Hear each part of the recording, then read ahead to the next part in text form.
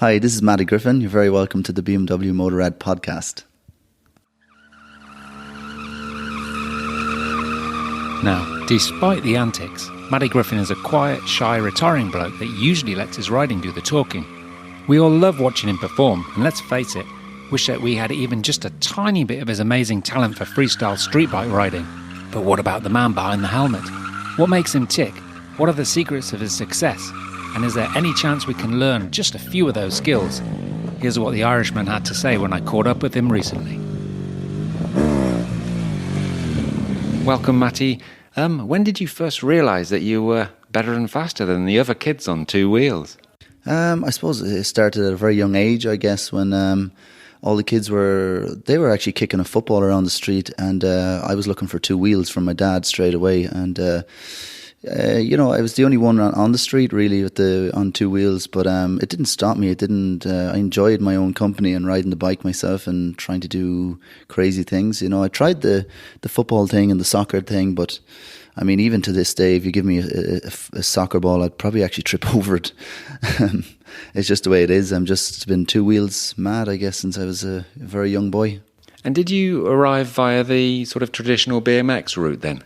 Yeah, I guess probably showing my age now. Yeah, but it was the BMX. That was it, a heavy BMX with the mag wheels, and thought it was the best thing since sliced bread. And really, really happy. I loved my BMX, and always getting punctures and the usual, and putting patches on them and all that. So yeah, it was a BMX, I guess, I started with. And what about motorcycles? When did you first, cock your leg over a bike? How young were you? I think, initially I was probably around 5 or 6 years of age when my dad, when the neighbours were moving out and they were clearing out their shed, and there was a really old bike in there. It was it had pedals and an engine. It was there's probably a bigger engine than a Strimmer now today, but the throttle cable was broke. I asked my dad, did he want it, and he was like, yeah. So straight away I was tipping him on the shoulder, Dad, can I? He's like, give me a chance to fix the throttle cable. So we ended up driving around the street on that. He pushed us off and let us off on it, and that was I suppose where the bug started, I guess. And how long was it before you rode your first BMW bike then? I suppose when I started riding the BMWs, it was back in 2004, where I was introduced to, I think the HP2 was launched at the time, and Conor McGrory actually he was at Motorrad in Dublin at the time in Ireland, and he got word, there wasn't much social media as much back then. It wasn't just check out Facebook, Mattie's profile. So he had some friends that I actually used to do a bit of trials riding with, and he heard that I was pretty good at handling kind of any different type of a bike. I can adjust pretty quickly to different models or whatever, and he asked me to do the launch for the HP2, and I was thinking, yeah, why not? And he was good enough to send me one down, probably about a week beforehand to get familiar with the bike, and I think 2 hours actually would have been good enough for me to get familiar with that bike. It was actually beautiful, really nice to ride, really lovely to control, and so we did the launch. It was I think I raced at one stage I raced the M5. It was just launched at the time, and raced that on a helicopter and on the runway and stuff like that, and did some demonstrations on it. And I think the UK guys got some word of it wasn't long getting around, and pretty quickly I got a phone call from Motorrad UK to get me over to, I think it was Donington Park at the time with Cy Pavey, and myself and Cy had a great little competitions and getting rockers on the ground and trying to get messing and wheeling, and so it went pretty well. There was some very good press out of that, so I think that's initially how I got introduced to BMW. I think I might have even been at Donington that day, yeah. And I've been looking for an HP2 Enduro ever since, and I can't find anyone to sell one to me. Yeah, it's an incredible bike, isn't it? Yeah, really nice bike, actually. I was very pleased with it. Yeah, and so you got some sort of early gigs out of that. So when you realised that you could get paid for performing, this must have opened up a whole new world for you. Yeah, I guess, I mean, I've always been a worker. I've always been, always not afraid to get my hands dirty and stuff. And even to this day, I mean, I'm kind of, so I suppose I opened my own bike shop when I was 22. I had two guys working for me, and one of them was old enough to be my dad. Every time someone came in, they asked me where the boss was, and I'm like, I'm the boss. And yeah, okay, so seriously, where's the boss? And they look down and see the grey-haired guy at the end, and they walk down to him. And But it was quite funny to see them come back with their tail between their legs, coming back to me. But yeah, so I mean, I had the bike shop, and at that time it was kind of, I was working long hours. Some things haven't changed actually, but working long hours, and the guys were getting their wages, and I seemed to be coming home with nothing. And that was kind of around the time then the stunt riding was, introduced to me. There was a good friend. Well, he wasn't actually a friend at the time, but a guy in Ireland, David Hanaho, used to stunt ride a lot. And I heard of this guy, and I seen the VHSs actually that was going around. I was waiting for one for a while. Yeah, so I got the VHS, and I seen this guy touching the rail off the back on the ground and doing 180 stoppies that I didn't think we didn't think could be possible in that. And I was thinking, I want a bit of that. And I met the guy, and he was very good to actually let me ride his bike. And so from there, we became good friends, actually. And even though he finished stunt riding, he actually still helped me a lot in my career and came with me on shows and helped me driving and, at events and stuff like that. So. And of course, we all remember Chris Pfeiffer. Was that somebody else who inspired you as well back in the day? Yeah, definitely. Chris always, it was always his style I liked. I always seen, he had a unique style, and that's something I liked and something I carry on today, I guess, because, you've got 90% probably of riders riding small 600cc four-cylinder engines, and they all dress the same, they all do the same stuff. I just preferred like a nice clean-cut, clean bike, not pipes hanging off it and steam coming out of them. And I just wanted a good brand. I wanted a good image and have a unique style. And I guess Chris kind of had that, and it was something I liked. And I suppose we both had the trials background as well, which, he had the gas in his show at the time.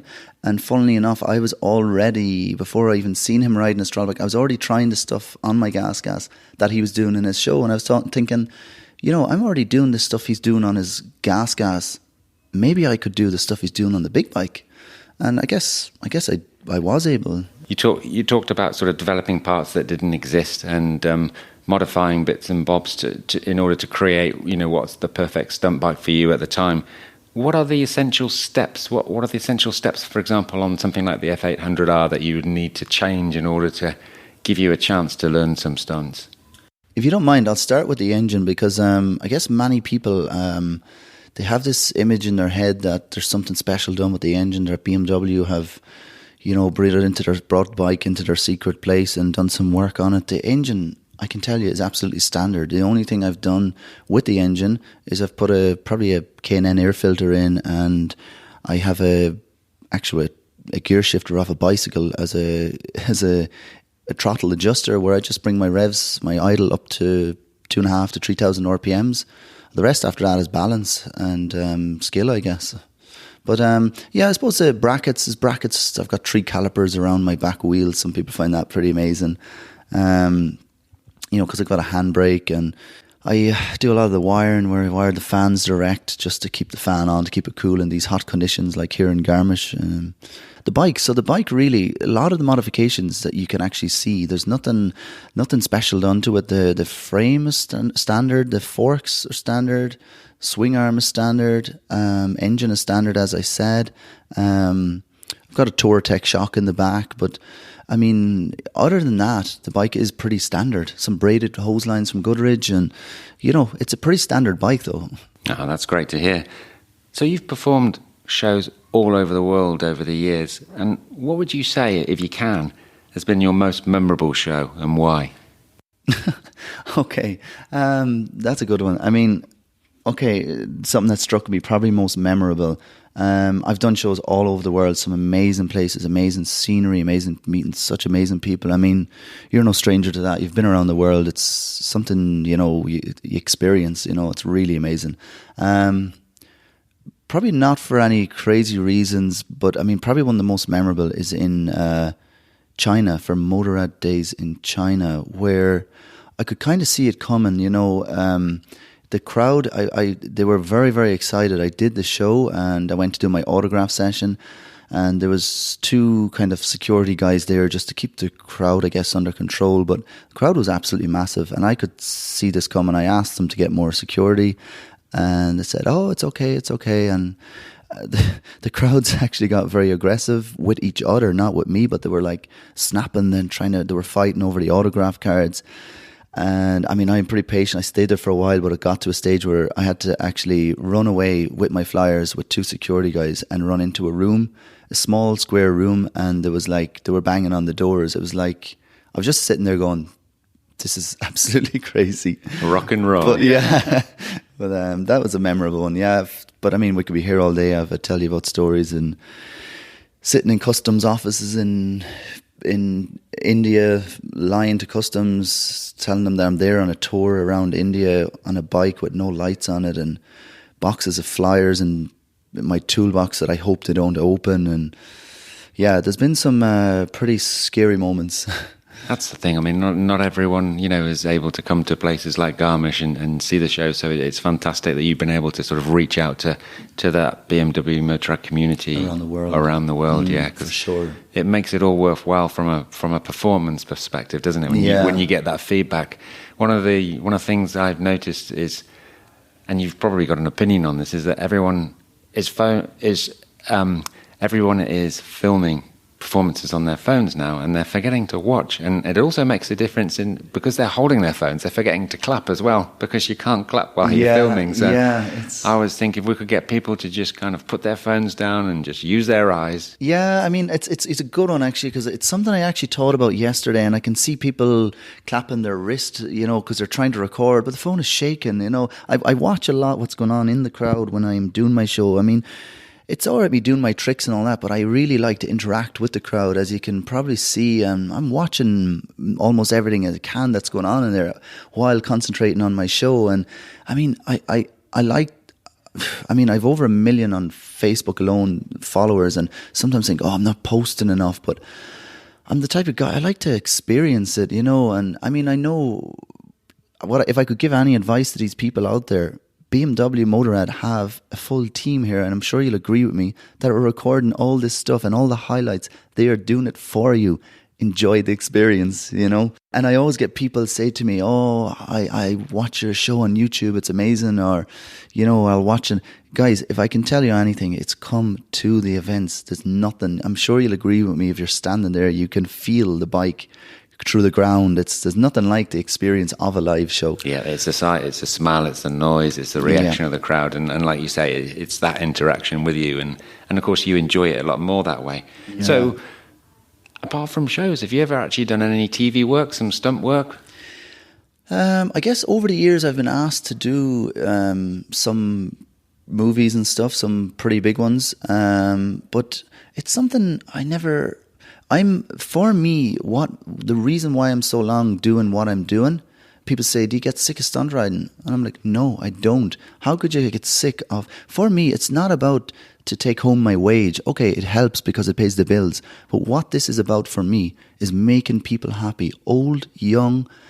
I've had guys come to me yesterday that just happened to be in Garmisch. They don't know front of a bike to the back, and they said to me, they told me they don't know anything about bikes, they have no interest in bikes, never had, but that show was absolutely amazing. That guy went home with such a smile on his face, and the rest of them. But I guess what makes it for me is making people happy, seeing a smile on their face, and new people all the time, and inspiring people. It's just, that's really what makes it for me. I do enjoy it. Like this show, all the shows actually since I came here, you can see a big, big smile on my face. That's not put on for a show. I'm enjoying that as much as those people in the crowd. Yeah, it certainly shows as well. And I think for all the people out there in the crowds and who are watching who are riders, I think everyone wants to learn to be a better rider.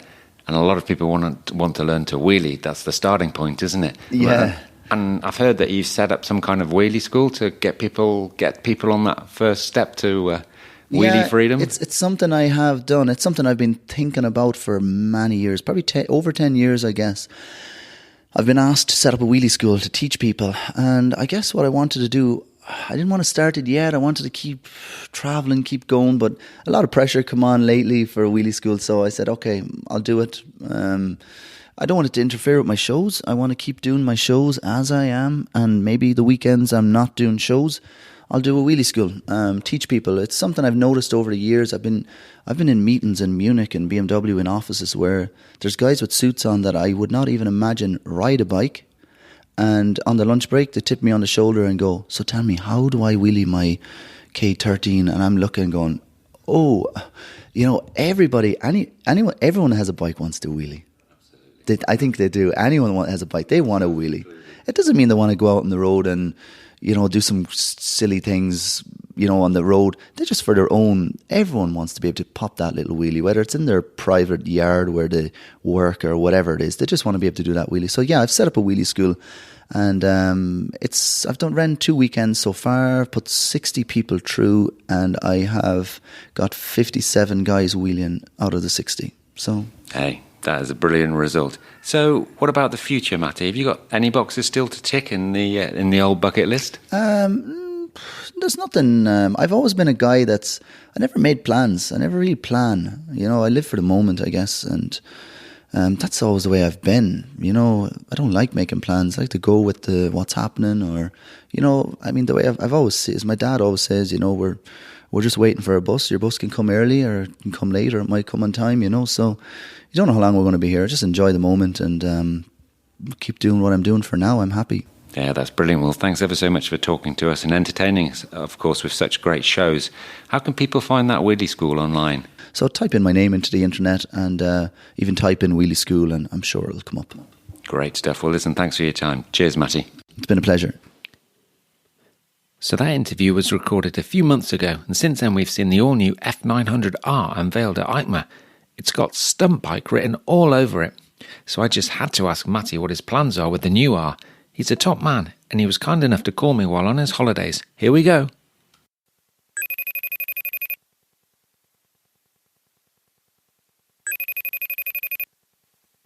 Andy, how you doing?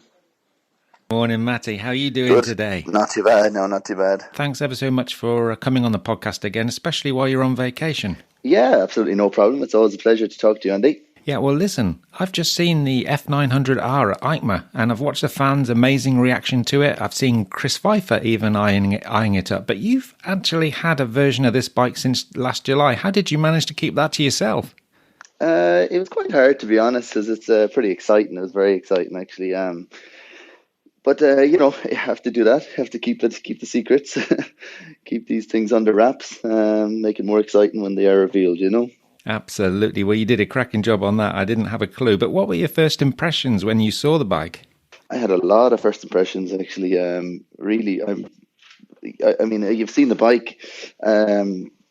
Everything is different. Everything has changed. Everything is improved. The guys really, really put a lot of work into it, and I think it's going to be a really, really amazing bike when it's finally out there. And what was it like, that first impressions, when you actually sort of slung a leg over it and rode it for the first time?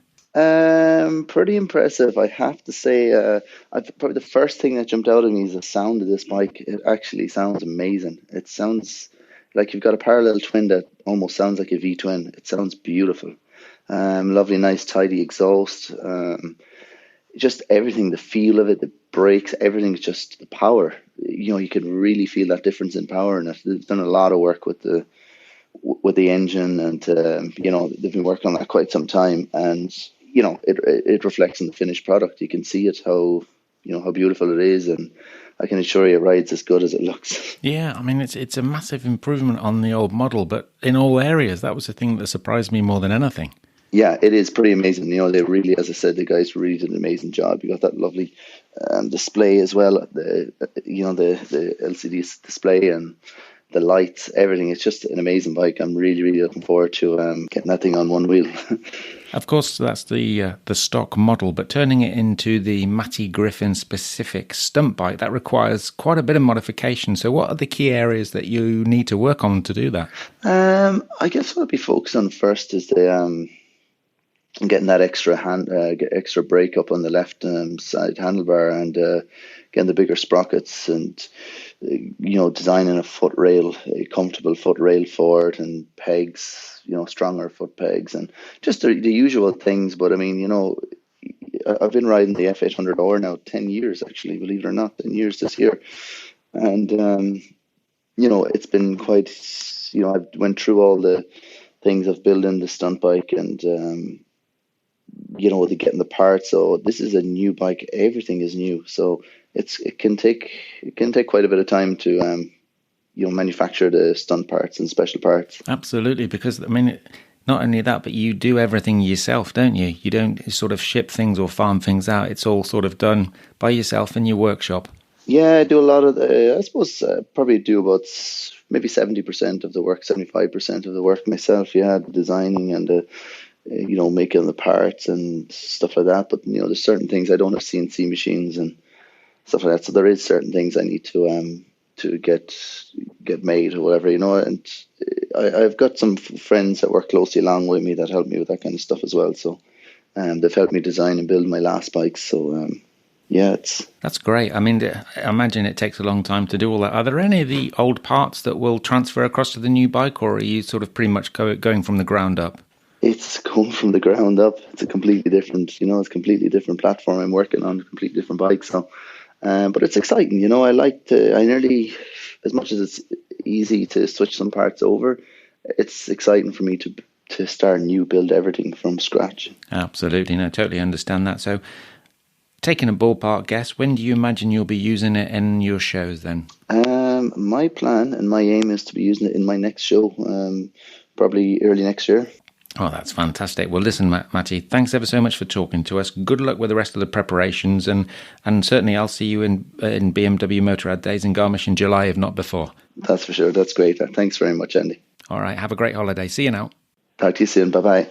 So there you have it, Mattie Griffin, one of motorcycling's nicest blokes, a true brand ambassador, and one hell of a rider, by the way. We can't wait to see him ride the F900R next year. We'll be back early in December with a very special treat, a deep dive into the future, and a special podcast from an undisclosed, restricted location. There'll be unique insights into future technology, expert talks, and much more.